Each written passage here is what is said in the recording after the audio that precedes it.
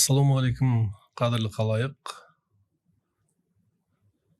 Біздің бүгінгі сұхбатымыздың қонағы қоғам белсендісі, зерттеуші журналист ағамыз Амангелді Жұмашұлы. Ассалаумағалейкум аға.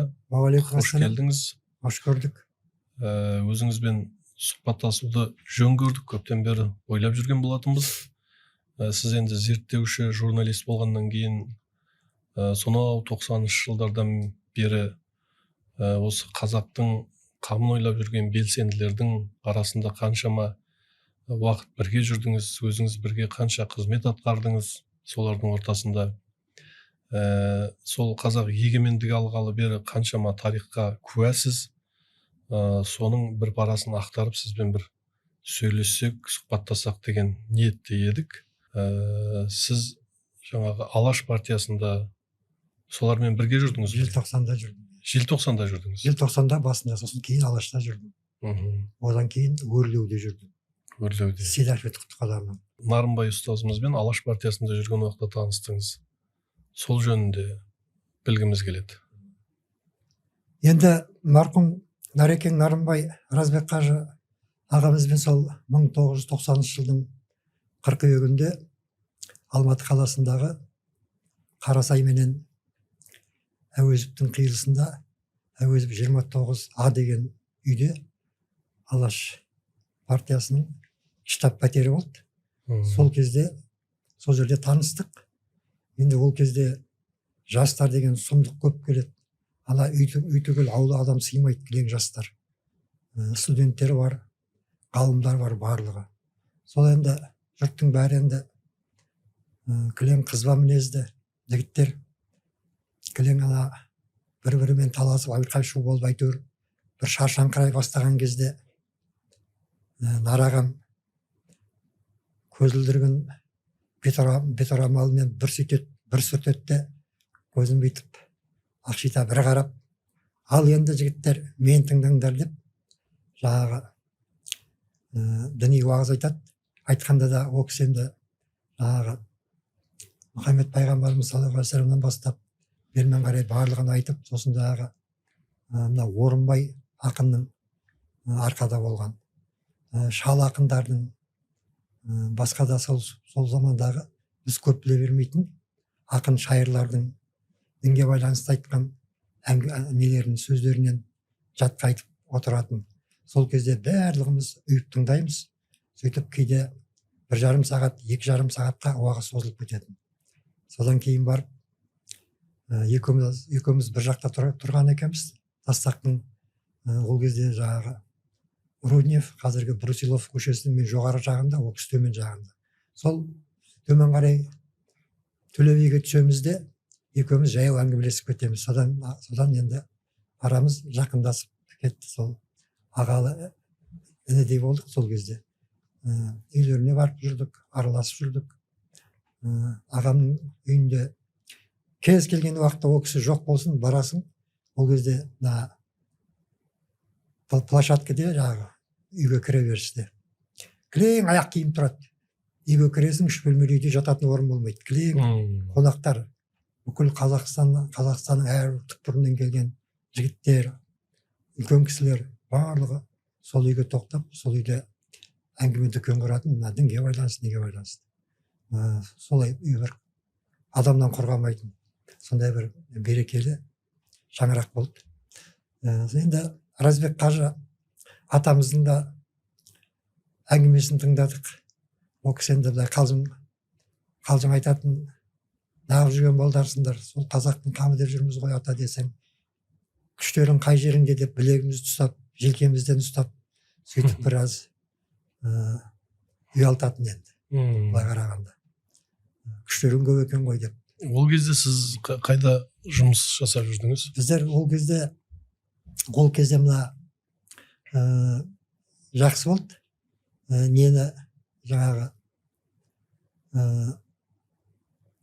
жұмыс, былай нақты мемлекеттік жұмыс істемейтіндердің өзін жаңағы бұрынғыдай тунеядство деп соттамайтын болғасын, біздер ол кезде мына кітаптарды, газеттерді сатып жүрдік. Мына Алмас Естеков дейтін болды, қайтыс болып кетті. мына нені сол ана диссидент совет үкіметі кезінен жамбылдың жігіті болатын.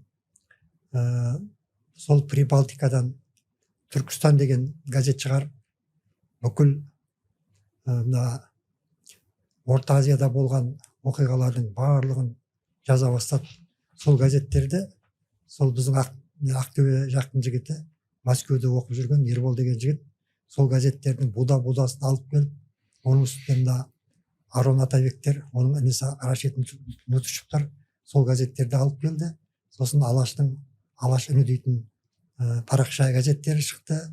Солардың барлығын сатып, мына Азаттың газеттері бар, Желтоқсанның газеттері бар. Сосын мына кітап өтпейді деген ол негізінен дұрыс нәрсе емес.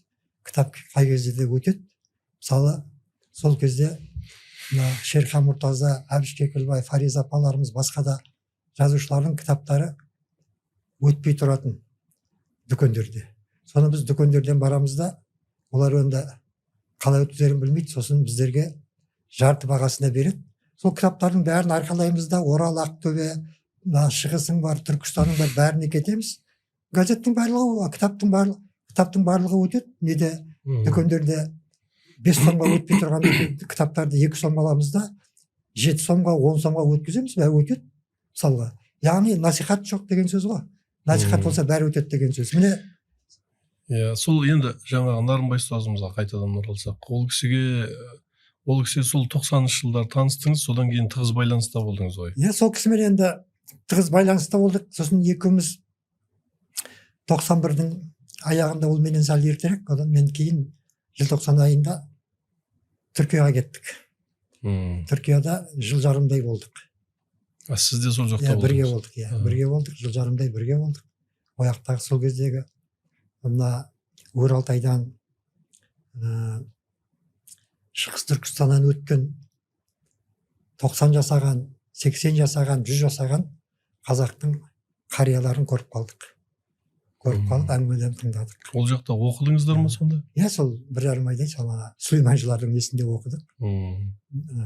Мешітінде. Сосын сол жақтан мысалға ол кісі кетіп қалды. Ол кісі енді былай оған дейін де таза білімі сауатты болғасын, ол кісіні 3-4 айдан кейін ораза кезінде сол Сүлейменшілердің үлкен ғұламалары Қазақстанға, Орта Азияны бізге бірге аралады. Оны кісі алып кетті де, ояқта мен қалып қойдым.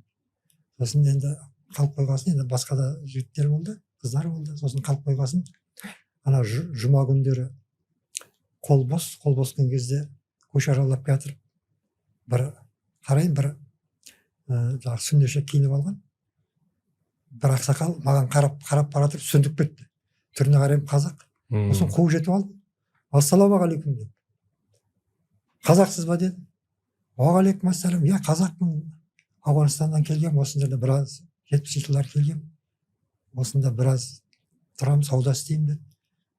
Өзің қай жердің? Маған өзім де қазақсың ба? Қазақпын, Ақтөбенің қазағымын деді. Ойбай, мен Ақтөбеге 72 жылға дейін Ақтөбенің ет комбинатының директоры біздің руласымыз Шөмекей ағамыз болатын. Сонымен хат алмасып тұрдым. Кейін жоғалтып алдым деді. Сосын сұрады, енді күшізсің ғой? Күшіз, әлім боламын. Мен Шөмекеймін деді. Шөмекейдің ішіндегі Шығынтаймын деді. Қарақұл деген Ишанның баласымын. Ақмырза Ишанның шәкірті болатын деді. Сосын жүр енді, мен сені Шөмекейдің шалдарымен таныстырайын деді. Біздің фабрикаға бар деді. Барайық деді. Сосын келдік. Мен ойладым, біздің Ақыбы сияқты үлкен бір фабрика екен десем, бір кішкентай осының аясындай бөлмеде 4-5 түріктің әйелдері тон пішіп отыр екен. Олар молды дейді. Содан әрмен қарай өттік. Осы біздің фабрикамыз деді. Мен аға дедім. Әр жағына қарай өтсек, 5-6 әдемі жүзді, нұр жүзді 5-6 кілең еңселі шалдар отыр екен. Ассалаумағалейкум деп кіріп барып едік. Мен сырттан келгенін біліп тұрау деймін. Барлығы ұстаз кіргендей орындарынан тұрды. Орындарынан тұрып, әрқайсысы құшақтап, амандасып, сөйлесіп, сосын Алтынбек Сойырғас деген атамыз, жүріңдер енді, мына балаға біздің үйді көрсетейік. Балаға жылқының қуырдағын пісіріп берейік, бірақ айтып қойма молдаларыңа, бұлар жылқы жейді екен деп. деп жаңағы үйіне алып барды. Үйіне алып барғасын сол жерде әңгіме дүкен құрдық, сөйлестік. Сол барлығы сол сырдың бойынан Қармақшы Қазалы өзінен кезінде ана 28-30 жылдардағы дүрбелең кезінде әрқайсы әр жолмен өткен. Біреулері Ақмырза Ишан Төс баласының шәкірттері болған, сол кісінің көтерілісіне қатысқандар, мысалға соның балдары. Солай өткен олар әрқара немен. Сосын енді ішіндегі біреу айтты, біздің Сматова деген ініміз бар, өзі сәл нелеу, тентектеу, жындылау деп біз енді сөйде айтамыз. Сол кісі баяғы 66 жылы Русият жаққа үйінің төбесіне шығып алып, жұдырығын түйуші еді. Мәскеудің төбесіне пайғамбарымның туын тігем деп. Енді одан кейін 79 жылы Орысият әскері бізге кірген кезде ол кісіге ренжіп едік. Әне сен айқайлап шақыртып алдың. Енді қайыққа барамыз деп. Енді мына ақыры сол кісінің айтқаны болды. Қазақстан бағымсыз алып жатыр ғой деп шалдар сөйтіп әңгіме қылған. Енді ол кісімен танысуыңыз, кездесуіңіз қалай болды? Негізі танысқанда сол жақтан ол кісі туралы мен біраз мәлімет естідім. Ауған қазақтарынан. Қандай мәлімет естідіңіз? Естігенде енді ол кісі қазір сол Пешауарда деді, Пешауарда тұрады деді. Сосын мына Ауғанстандағы Аманшах Масуд бар, Рабани бар, басқа да неге қарсы күрес жүргізген солардың мен жақсы қарым қатынаста деді. Сосын ана кім Аманшах Масуд ол кісіні қатты сыйлайды деді. Сосын енді сөйтіп жүргесін біраз әңгімелер естідім. Әкесі Әбділәли Мақсым Ақмырза Ишанның бір 5-6 көмекшісі болған. Ол жаңағы ғалым, тарихшы, жазушы. Қайдар Алдамжаровтың да зерттеулерінде бар, 98 жылы шыққан зерттеулерінде бар. Енді зерттеуінде орысша жазылған. Бірақ сонда да айтылады, Ақмырза Төсұлының жаңағы 6 шәкірті болды. Соның барлығының фамилиясын келтіреді. Ішінде жаңағы Баймақов Әбділәли бар. Енді сол кезде ең жасы негізінен ол кісі 1908 жылда, 30 жылдары сол 22-23-тегі ішіндегі.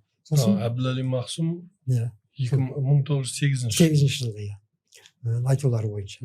Сонда 30 жылдары сол 22-23-тегі балаң жігіт қой енді. Сонда енді анандай үлкен ғұламаның, тіпті енді қарулы көтеріліс жасап жатқан ғұламаның көмекшісі болу, енді ол енді ол кісінің бойындағы қасиетке байланысты болу деп есептеймін. Негізінен ол кезде де мықты шалдар жігіттер көп қой енді елдің арасында. Содан енді көтеріліс жеңілетінін ол кісі бәрібір білген. Жаңағы шалдардың айтуы бойынша мен көтеріліске шыққанда мен большевиктерді жеңем деп шықпаймын, бірақ біздің артымыздан біздің жолымызды қуатын жастарға үлгі ретінде шығам дегендей әңгіме айтқан дейді. Сосын жаңағы ол кісінің бір мықты, бір жақсы қасиеті, ол көтеріліске келіп қатысам деген жігіттердің барлығына рахметін айтып жіберген, тек қана өзінің шәкірттерімен ғана болған. Сондықтан ол кісі туралы ешқандай минус айтылмайды. Егер де басқа біреулер қосылатын болса, ол неге қыспаққа шыдамай, қуғынға шыдамай, ол кісі туралы небір жаман сөздер айтушы еді. Сондықтан ол кісіге ондай айтылмайтын себебі тек қана өзінің мүриттерімен болған. Сондықтан сосын енді жас болғасын болу керек. Кімге Әбділәли атамызға айтқан, енді батасын берген, мына артыңа ерген ауылды аман есен Ауғанстанға өткіз деп, Гератта өзінің неде Бұхарада бірге оқыған бір таныстары бар екен, соларға хат жазып берген дейді, дерек бойынша. Сосын бұл кісілер кеткен. Енді кеткенде тағы бір деректер соңғы кезде естіп жатырмын. Жаңағы Әбділәли Мақсым атамыз енді Тәжікстанда сол 1 жылдай тұрып қалған сияқты. Неге десең, арт жаққа қарайлаған болу керек. Арт жақтан мүмкін жақсы хабар келіп қала ма дегендей. Енді арт жақтан келген бір жаман, бір нашар қуғын сүргін келіп жатқасын амалсыздан ескен тау өткен ғой. Енді бұлар аса көп қиналмаған сияқты. Неге десең, мына топпен барғандар, ауылмен барғандар, олар енді бірге отырады ғой. Бірге отырғасын, бұлар енді аса қиын көрмеген сияқты. Қиыншылықты көп көрген мына жеке барғандар. Олардың да біразымен сөйлесіп көрдік қой. Олар қатты қиын көрген, қиыншылық көрген. Неге десең, басқа орта, басқа менталитет, тіл жағы көп біле бермейді.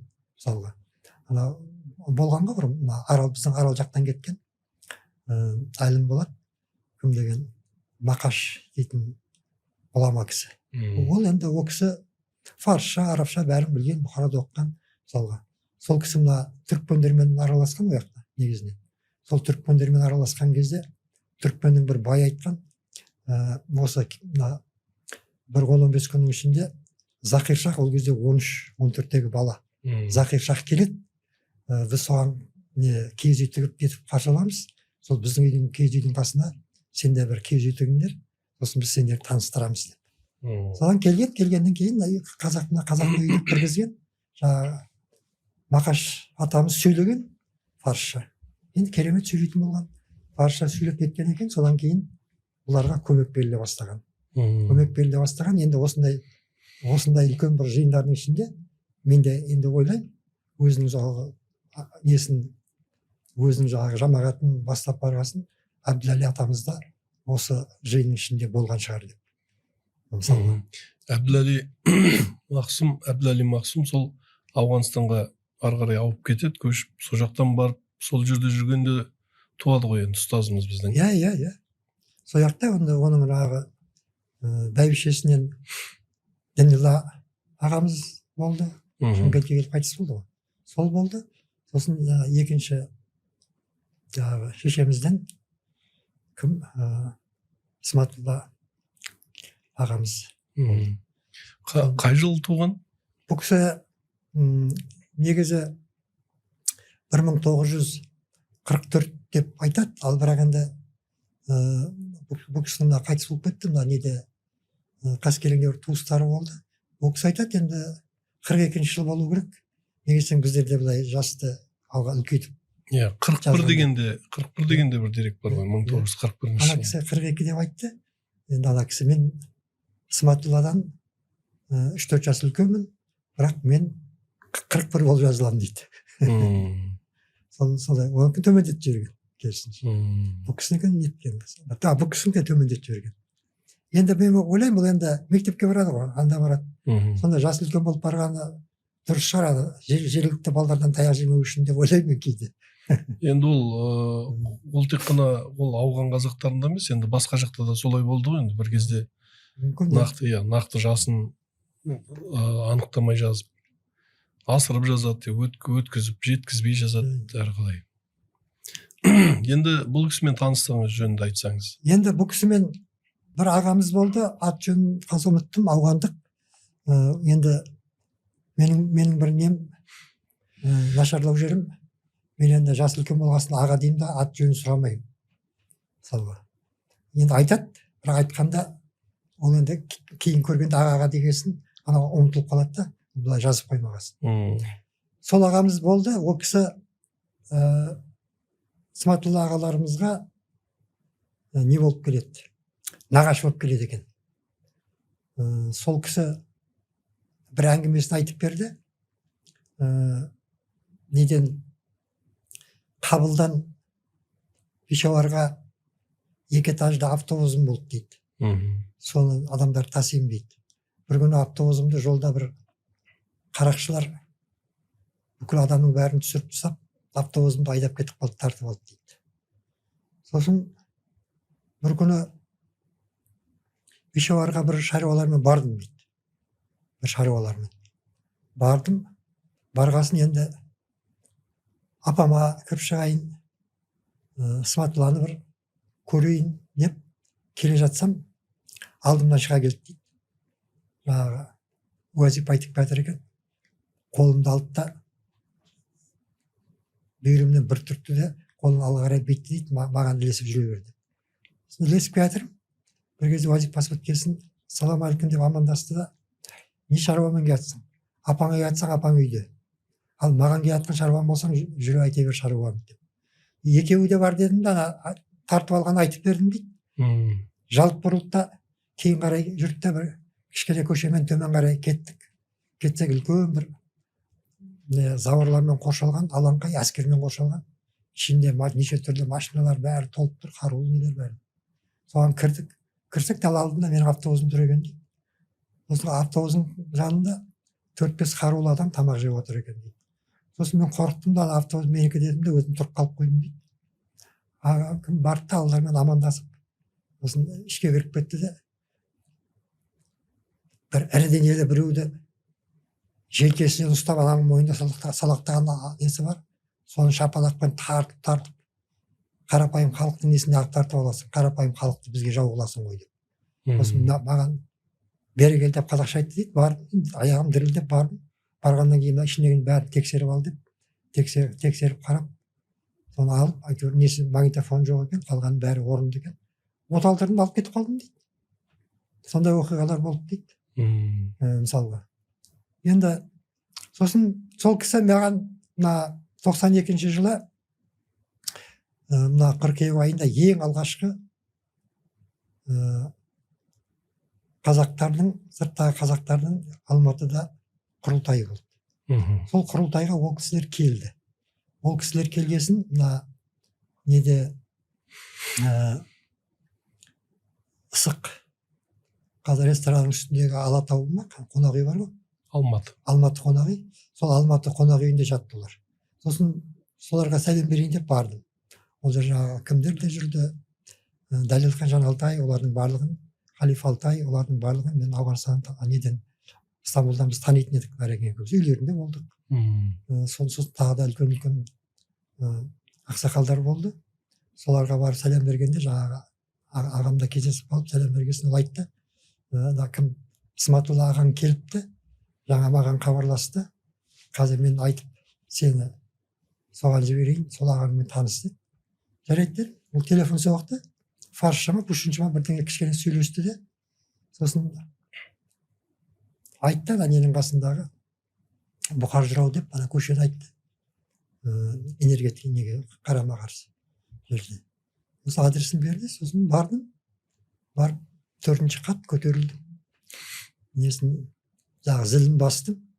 Есікті ағамның өзі ашты. Ассалаумағалейкум, уағалейкумассалам. О, кіріп айналайын деп. Маңдайыма сүйіп кіргізіп. Сосын екеуміз әңгімелесіп отырдық. Әңгімелесіп отырғаннан кейін Шарафодин ағамыз келді. Мәулей. Ол кісі мен тамада сөйлестік. Ол кісі Исматулла ағамның көмекшісі болып келді.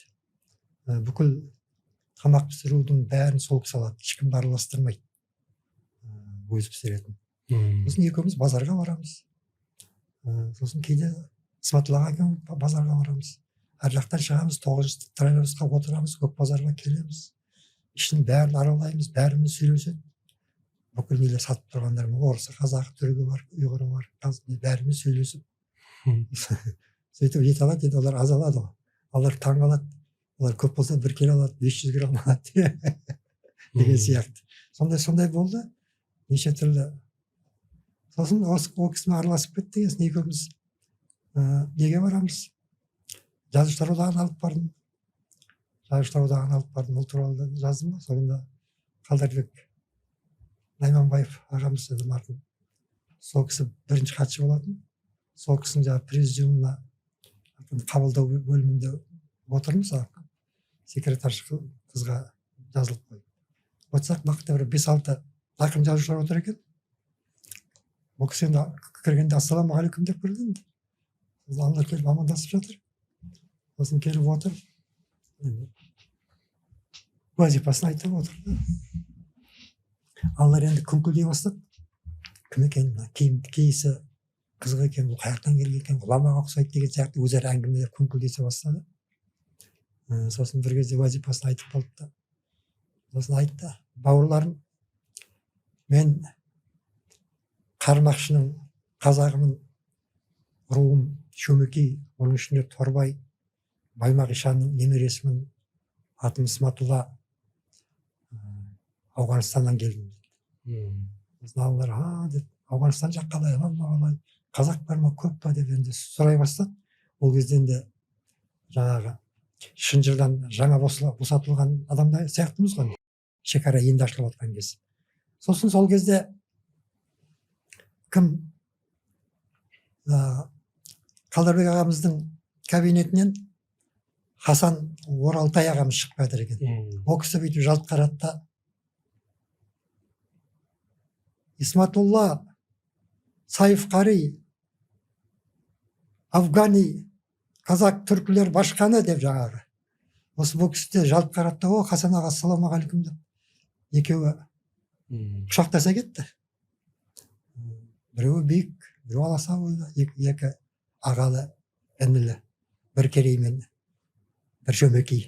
Соған кім айтты: Хасан аға, сіздің келгеніңіз дінімізге жақсы болады.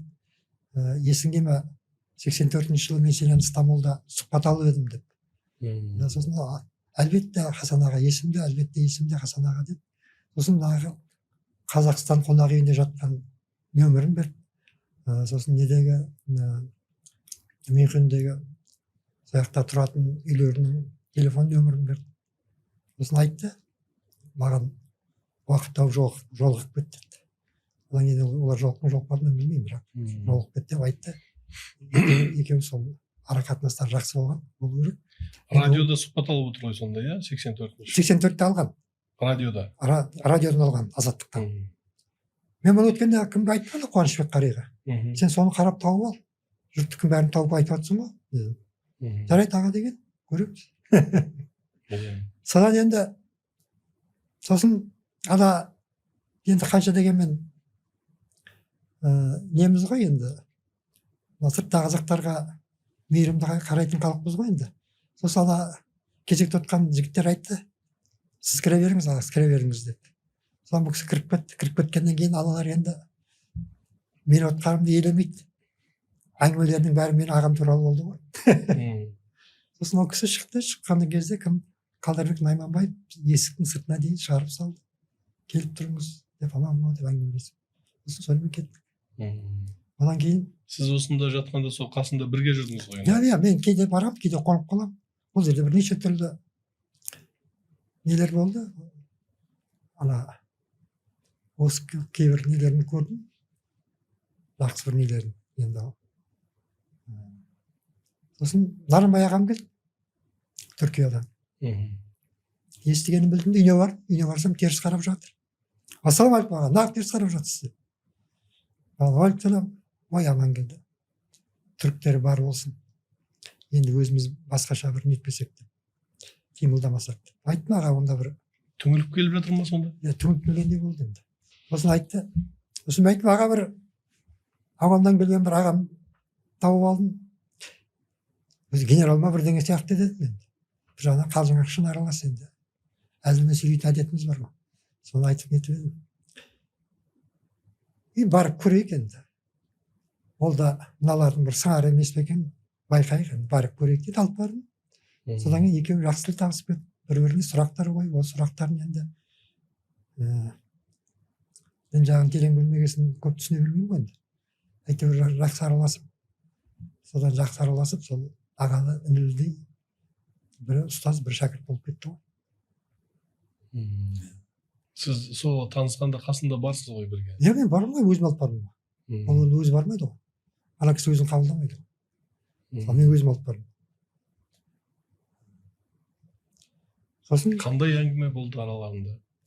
Енді әңгіме болғанда былай дінге байланысты детальдармен айтып бересіз ба деген ғой, есіңізде қалғаны. Сопылыққа байланысты.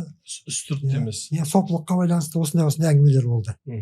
Сосын не бараған бір хадистен де ол неше айтты. Араб тілімен айтты, оны мен түсінбеймін. Ана кісі араб тілімен жауап берді. Сосын Құран аяттарын да араб тілімен, ана кісі тоже араб тіліне жауап бергесін. Енді ол жағын мен түсінбегесін. Мен сұрамадым. Әйтеуір нелері болды, содан не болып кетті. Сосын Исматулла ағам бар, Шарафеден ағам бар.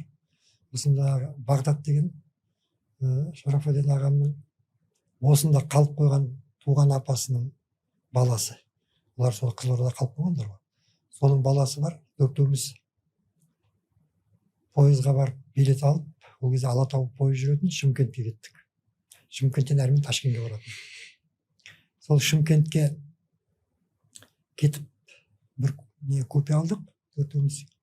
Шарафаддин ағам суық деген, сіркесі су көтермейді, ашушаң ауырып отыр. Содан жаңағы екі жол серік біреу ішіп алған екен. Екеуі де қазақ жігіттер. Содан ішіп алған жігіттің кім маңдайынан сүйіп, ағам ана кісі енді ішіп алғасын енді кейбір ішіне жүрген адамдардың мазасын алған болу керек. Әйелдер шум шығара бастады. Жалобы книганы алып келіңдер жазамыз деп. Сосын бұл кісі әңгіме айтып кетті. Әңгіме айтып кеткесін жаңағы барлығы келіп біздің сығалап купеден қарап тыңдап тұрды біраз уақытқа дейін. Жаңағы жол серіктер де адамдар да тыңдап тұр. Біраз уақытқа дейін тыңдап әңгімелер айтып, бұл кісі әңгімелер айтып, Ауғанстан туралы айтып, Румиде андан мындан айтып кетті. Содан аналар кәдімгідей ұйып тыңдады. Сосын сонымен басылды, жалоб жазылған жоқ. Таңертең біз түсетін болдық өрттерде пойыздан. Түсіп бара жатқан кезде кешегі ішіп жүрген жігіт келіп жүгіріп келіп, аға сау болып тұрыңыз деп еді. Бұл кісі тағы да маңдайынан сөйтті. Енді мына жаман суға жолама інім деді. Жоламаймын, аға жоламаймын деді. Сол жоламайтынымды біліп айтып тұрмын ғой деп арқасынан қағып бетінен сүйіп, содан бір ауғандық шәкіртті қарсы алды, ауған қазағы. Соның үйінде болып, бір-екі шай ішіп, таксимен Шүкіралла деген өзбек, сол кезде бас имам Шымкент облысы. Әрі денелі кісі екен. Сол үйіне бардық. Барсақ өзі сол мешіт екен. Үйде келіне телефонмен шақырды. Шақырғаннан кейін ол кісі келді. Келіп құшақтасып, бәрімізбен амандасып, сосын дастархан басында отырмыз. Сосын бұл кісі айтты, енді Ташкентке қарай кетіп бара жатырмын. Там жақта туыстарым бар еді. Соларға кетіп бара жатырмын. Содан Шүкіралла ағамыз енді бата жасаңыз, тақсыр дедік Сматулла ағама. Сматулла аға айтты, енді дастархан батасын өзіңіз жасаңыз. Ана кісі жасады. Сосын ағам орнынан тұрды, батаны жіберді. Енді ол бата енді фарсша марапша. Бәріміз тұрып тұрмыз деп тұрмыз. Бір кезде қарама қарсы отырған бір әкім. Шүкіраллаға. Ана кісінің екі көзін жас кетті. Сосын бет сипаған кезде құшақтай алды ғой. Қалыңыз, қоныңыз, мешітке алып барайын, уағыз айтыңыз деп. Сосын ана кісі айтты, рахмет, жүруіміз керек. Сосын онда менің машинам Волгасы бар екен. Ташкентке дейін апарып тастасын деді. Жоқ, етпей ақ. Неге дейін апарып тастаса болады? Автостанцияға дейін. Әрмен қарай Аманжан билет алады ғой пойызға. Автобусқа кете береміз. Соны әкеліп тастады неге дейін баласы. Сосын билет алдық. Ең соңынан келіп, алдында да пойызда солай болған, ең соңынан келіп алғанбыз жүретін. Біз олда сол жүретін кезде алдық. Арт жақта Экарустың ең артқы жағында отырып, үшеуміз отырдық. Кім қалып қойды? Бағдат. Үшеуміз кеттік, ағам ауырып отыр, Мәулия ағам. Мен екеуінің ортасында отырдым. Сосын алдымызға бір екі орыстың жігіті отырды, менімен шамалас енді. Сосын іші толған жаңағы ала дорба арқалаған өзбектің қызғатындары енді. Содан бәрі өзекшілей болды. Содан қаладан шыға бере алдымда жатқан жаңағы екі орыс жігіті сөмкелерін ашты да ішінен бір арақ алып бүйтіп құяйын деп отыр еді стақанға. Иісі Мәулия ағамның мұрнына барып қалды ау деймін.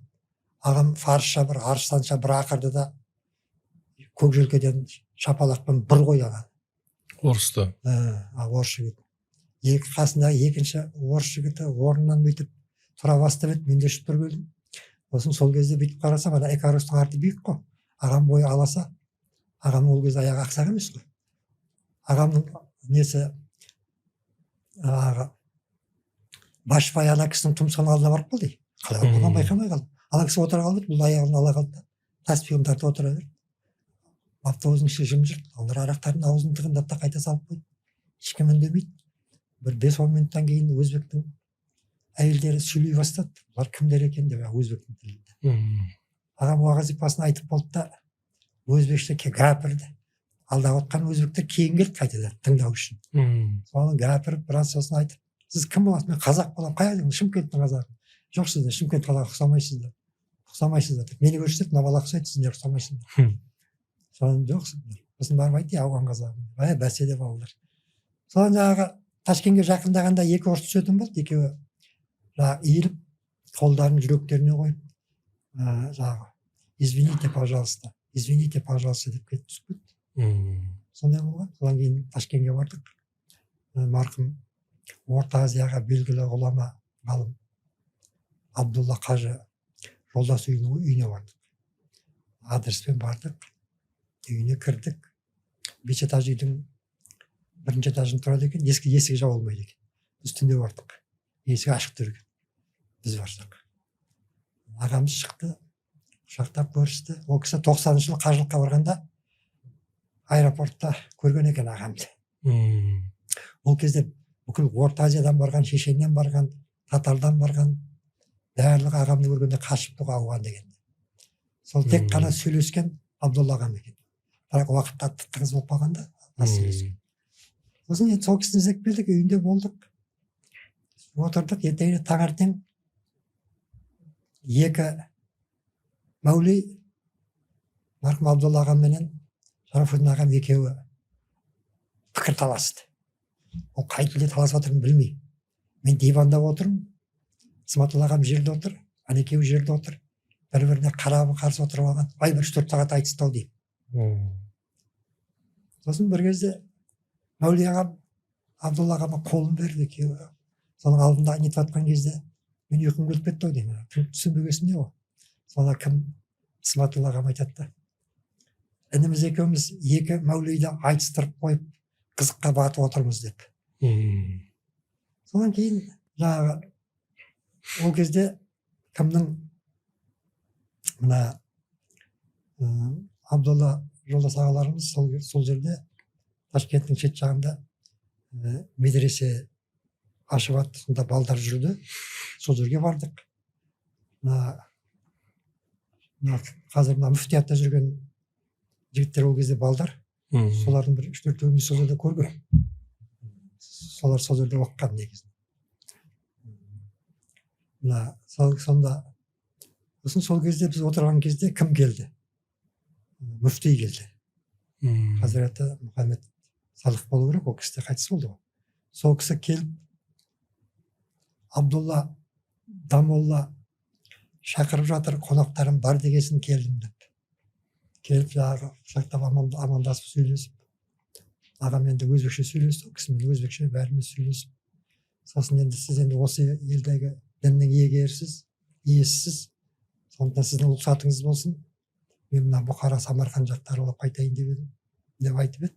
Бізден рұқсат, сіздің мына киім киісіңіз, мына өзбекше гәпіргеніңіз, осының барлығы сізге берілген паспорт. Сіздің неңіз, жүре беріңіз, бізден рұқсат дегендей айтты енді. Енді ол кісімен сөйтіп сөйлесіп отырдық, енді сосын ол кісі де кетіп қалды. Сосын кешке қарай Абдулла ағамның москвичіне отырып алып, төртеуміз кеттік, қаладан біраз шығып, бір мақалларға бардық. Мақалларға барып, бір зәулім үйдің қасына келдік. Ана үйдің зауырына секіріп кіре алмайсың, сығалап қарай алмайсың. Ана кісі несін тақылдатты. Әр жақтан біреу фарсша сөйледі, бұл кісі де фарсша жауап берді. Есік ашылды, аула толған жігіттер, кілем-кілем, ірі-ірі жігіттер. Кіріп амандасып, ішке қарай кірсек, бір 50-60 беттерінде нұры бар, кілем бір мәулелей отыр. Ағам ассалаумағалейкум деді, төрге қарай безді. Оның ізінен мен келатыр. Менің артымнан екі ағам келатыр. Барып төрге отырып алдық. Төрге отырып алғасын, Абдулла ағам таныстырды. Мм. Таныстырғаннан кейін аналар ағама сұрақ қоя бастады, ағам жауап бере бастады. Сосын біраз отырды, бір кезде дізгінді ағам қолына алды. Сөз кезек бүкіл дізгінді қолына алды да аттың басын жіберді. Аналардың бәрі тек бастарын изетте отырды. Мен сөзін түсінбеймін, бірақ акам Абдулла ағам анда-санда ұйықтап қалмасын деген болу керек. Аударып қояды. Таң атқанша отырдық қой, почти. Таң атқанша отырдық. Кететін кезде аналар бәрі риза болып, орындарынан тұрып, бәрімізбен жылы қоштасып. Сосын бұл кісі айтты, енді қаяқ кетіп барасыңдар деді. Бұлар жаңағы тәжіктерді сол кезде қырып атты ғой. Мықты мәулилерді. Солар неге Түркия, Ауғанстан, Пакистан, Араб кетіп жатыр екен. Сонда айтты, Ауғанға барсаң, Пәленбай деген жерге бар да, Пәленбай деген кісіге барыңдар, менен сәлем айтыңдар. Пакистанға барсаң, Пәленбай мешітке бар, Пәленбай неге барыңдар, менен сәлем айтыңдар. Сауд Арабиясы ана жерге барыңдар, Түркияге барсаңдар, мына жерге барыңдар деп. Сосын бағыт бағдар берді. Олар риза болды, кетті. Сосын шыққан таксиге отыра бере, Абдулла ағам құшақтай алды. Сәке, барлығын неттіңіз деп. Қазақтың кім екенін дәлелдеп бердіңіз. Осындай болған оқиғалар. Соны біз тірі куәсіміз. Иә. Енді одан бері ол кісі елдің арасында көп жұмыс жасады. Мысалға, орталықта қазақтың қаншама жасы келіп жатты, білім алды, қоғамға араласа алмай жаман жолға түсіп кеткендер болды мысалға. Солардың бәрі де келіп тәрбиеленді ғой. Сол жөнінде білгеніңізше айтсаңыз. Мысалы қаншама наркоман жатты мысалы. Енді ана 10-шы жыл ана тамыздың ортасынан бастап қамауға алынған сот неге дейін біз жүгірдік қой енді. Сол кезде қаншама адамдардан қол жинадық, наркоман болғандардан, әртүрлі қиын жолға түскендердің бәрінен біз қол жинап кеттік қой енді. Сонда көрдік. Енді сол 2000-нан асып 3000-ға барып қалды енді. Жиналған қолдар болды, нелер болды мысалы. Көбі біз барып айтамыз деді. 120-дай адам келді, бірақ оның барлығын сөйлеткен жоқ. Мысалы, сотқа келді, айтамыз деді. Ондай көп нелер болды. Онда бұл кісінің енді ол үлкен плюс жағы. Үлкен плюс жағы. Қаншама адамды нарко зависимостьтен сақтады. Сосын жаңағы бұл жерде мына зерттеп жүрген інжектер айтады, мына әбжат болды ғой, әбжат болды. Сонда мысалға сол жерден 100 жігіт пен қыз үйленген екен әбжатқа барғанда. Соның біреуі ғана ажырасыпты. Мысалға ол қызды ана жігіт сырттан алып келген, әбжатқа қатыспаған. Мысалға осының өзі үлкен плюс қой, былай қарасаң. Әрине. Осыны зерттеп жүрген інжектер маған айтты. Кәдімгі зерттеп жүрген інжектер. Олардың бәрі алам емес, ана ғалым адамдар, жұрттың бетіне шығып жүрген адамдар. Сосын мысалға енді қоғамдық жұмыстарда жүрген болғасын енді кейде сол кездің өзінде акиматқа барып қалам. Акиматқа. Біреулер келіп амандасады. Аға біз сізді танимыз деп. Қаяқтан танисыңдар? Сыбырлап айтады.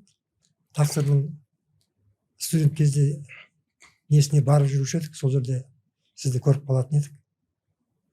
Сол жерде мысалға біздер сенбі, жексенбі, жұма күні кешке барып қонамыз. Сенбі, жексенбі сол жерде тамақ ішеміз, уағыз тыңдаймыз, кір қоңымыздың бәрін жуып аламыз да кетеміз деп жүрген мысалға. Сонда қаншама студент жастарға пайдасы тиді. Иә. Былай қарасаң. Оны мен Астанада да, Көкшетауда да ондайды жолықтырдым. Өздері келіп амандасады. Енді менің көп жас кіші болғасын, мен оларды танымаймын ғой. Олар танығаса пәленбай інім болады. Тақсырдың барғанда сізді көретін едік. Мысалға, бұл өзіңе бір жүрек көңіліңе бір хош болады да, сондайды көрген кезде. Сондықтан енді сосын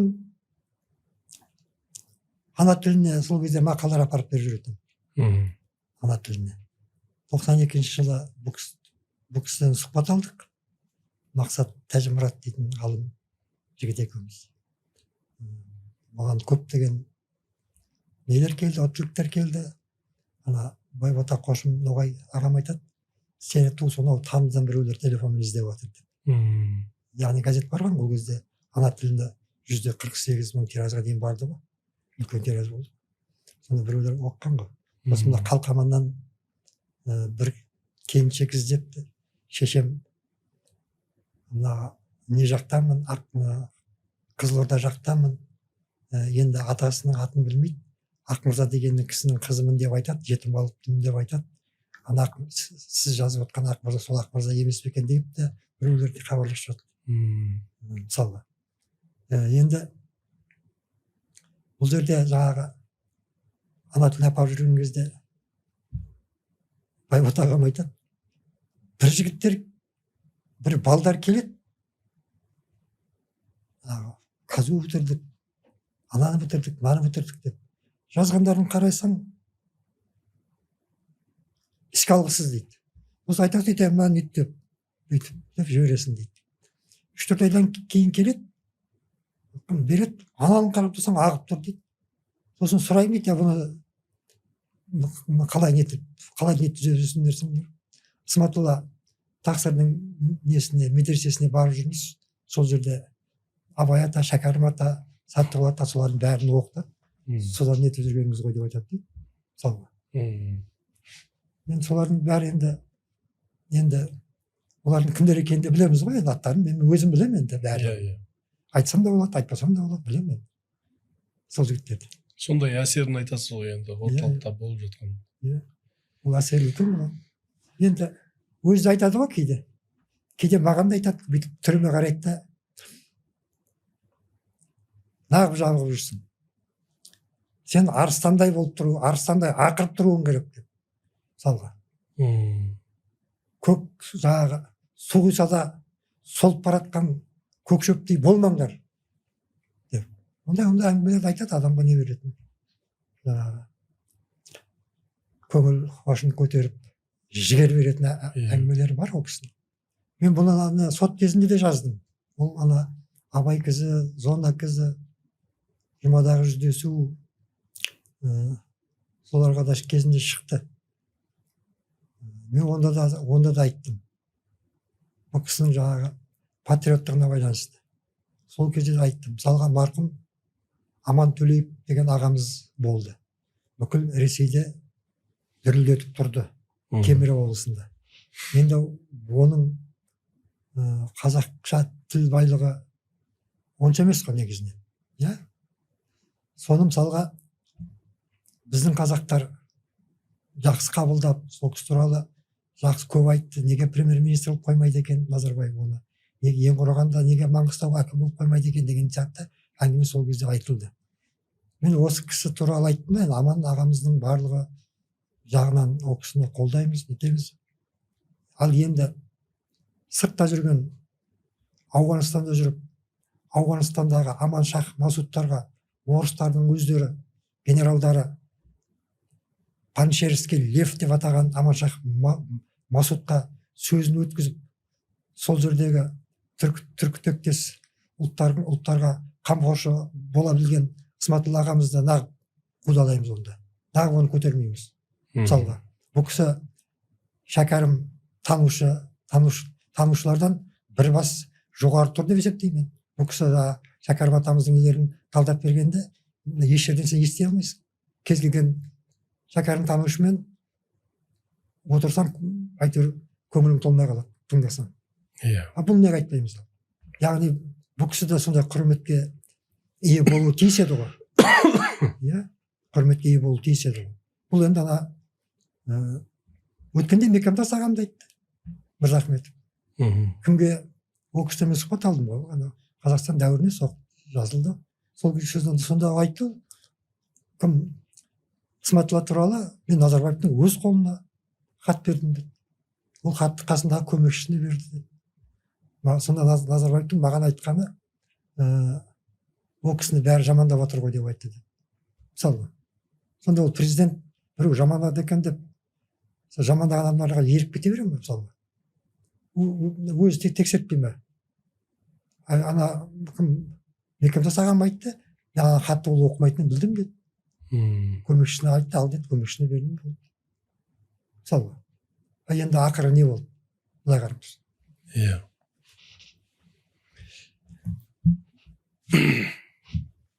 көптен көп рахмет аға берген мәліметтеріңізге сұхбатыңызға көп мағлұмат алдық ол кісінің өз аузынан ести алмайтын мағлұматтарды сізден естіп отырмыз ол кісі енді өзі жөнінде айта бермейді ғой әрине ол кісі өзі жөнінде емес жалпы бұндай камераның алдындағы сұхбаттан үнемі бас тартады жалпы көпшіліктің алдында өзін жарнамалауға құмар адам емес әуелден де ол кісілер жөнінде көп мағлұмат бергеніңізге сұхбатымызға келгеніңізге сізге көптен көп рахмет айтамыз алла разы болсын дейміз өзіңе де ақ жол